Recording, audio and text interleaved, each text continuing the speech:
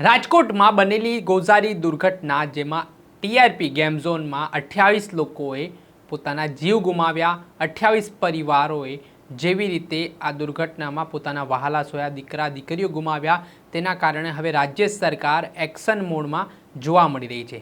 રાજ્ય સરકાર દ્વારા જે રાજકોટના પોલીસ કમિશનર હોય કે મહાનગરપાલિકાના કમિશનર તમામની બદલીઓ કરી દીધી છે। સાથે હવે જે એસઆઈટીની રચના કરીને સમગ્ર જે આખો ઘટનાક્રમ બન્યો છે તેમાં જે કોઈની પણ બેદરકારી હશે તેની સામે કાર્યવાહી કરવામાં આવશે તે પ્રકારની વાત કરવામાં આવી રહી છે। પરંતુ તંત્રને એ સમજવાની જરૂરિયાત છે કે જો આ પ્રકારની બેદરકારી જો તંત્ર તરફથી ના થઈ હોત તો આ મોટી દુર્ઘટના રાજકોટમાં ના સર્જાઈ હોત। પરંતુ વૈષ્ણવજન તો તેને કહીએ જે પીડ પરાઈ જાનાને રે। નમસ્કાર દર્શક મિત્રો, નવજીવન ન્યૂઝમાં આપનું સ્વાગત છે। હું છું ફૈઝાન। શનિવારની સાંજે રાજકોટ માટે ગોઝારી સાંજ સાબિત થઈ હતી।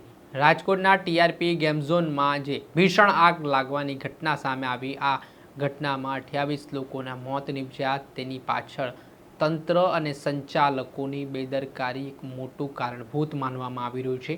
જોકે હાલ આ મામલાને લઈને એસઆઈટીની ટીમ તો તપાસ કરી રહી છે, પરંતુ જેવી રીતે લોકો રોષ વ્યક્ત કરી રહ્યા છે, સ્થાનિકોનું કહેવું છે કે અહીંયા છેલ્લા 2 વર્ષથી આ ગેમ ઝોન છે તે ભાડાની જગ્યા ઉપર ધમધમી રહ્યું હતું ને કોઈ પણ પ્રકારની ફાયર સેફ્ટી એનઓસી નહોતી, તેના કારણે આ મોટી દુર્ઘટના ઘટી છે।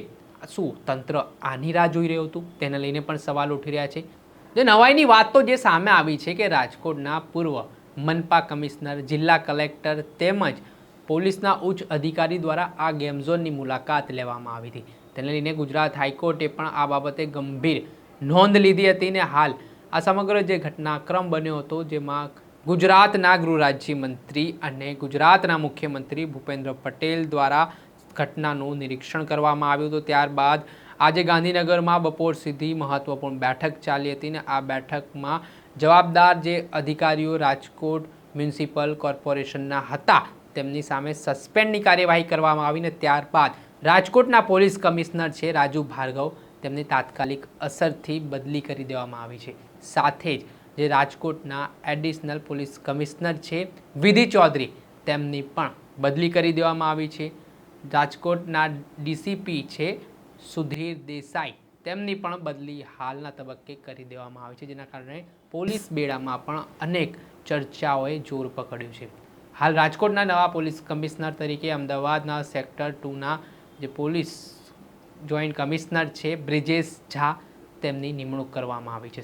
સાથે રાજ્ય સરકાર દ્વારા જે ગેમ ઝોનમાં આગ લાગવાનો મામલો સામે આવ્યો છે તેને લઈને જે રાજકોટના મહાનગરપાલિકાના કમિશનર છે આનંદ પટેલ તેમની પણ તાત્કાલિક અસરથી બદલી કરી દેવામાં આવી છે અને નવા કમિશનર તરીકે ડીપી દેસાઈની નિમણૂક કરવામાં આવી છે।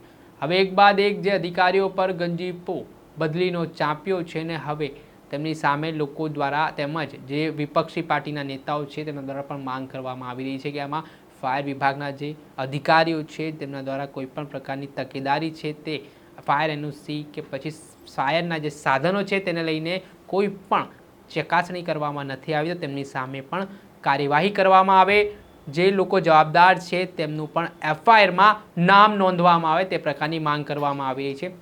જોકે હાલ 3 જેટલા આરોપીઓ રાજકોટ ક્રાઇમ બ્રાન્ચની ટીમે પકડી લીધા છે, જેમાં મુખ્ય આરોપી જે ગેમ ઝોન ભાડે ચલાવતો હતો યુવરાજસિંહ સોલંકી, સાથે જ તેનો મેનેજર નીતિન જૈન અને રાહુલ રાઠોડ નામના આ 3 આરોપીઓને આજે રાજકોટની કોર્ટમાં રિમાન્ડ માટે રજૂ કરવામાં આવ્યા હતા। જોકે હવે જોઈ રહ્યું કે હાલ તપાસમાં એક બાદ એક નવા ખુલાસાઓ થાય છે, નવી ચોંકાવનારી માહિતીઓ સામે આવે છે ને હવે કેટલા અધિકારીઓને આ બેદરકારીના કારણે ભોગ લેવાય છે તે તો આગામી સમયમાં ખબર પડશે। દર્શક મિત્રો, ત્યાર સુધીમાં બસ આટલું। આવા નવા વિડીયો સાથે આપને માહિતગાર કરતા રહીશું, એટલે નવજીવન ન્યૂઝની ચેનલને આપ લાઇક કરો, સબસ્ક્રાઇબ કરો અને શેર કરવાનું ભૂલતા નહીં। નમસ્કાર। વૈષ્ણવજન તો તેને કહીએ જે પીડ પરાઈ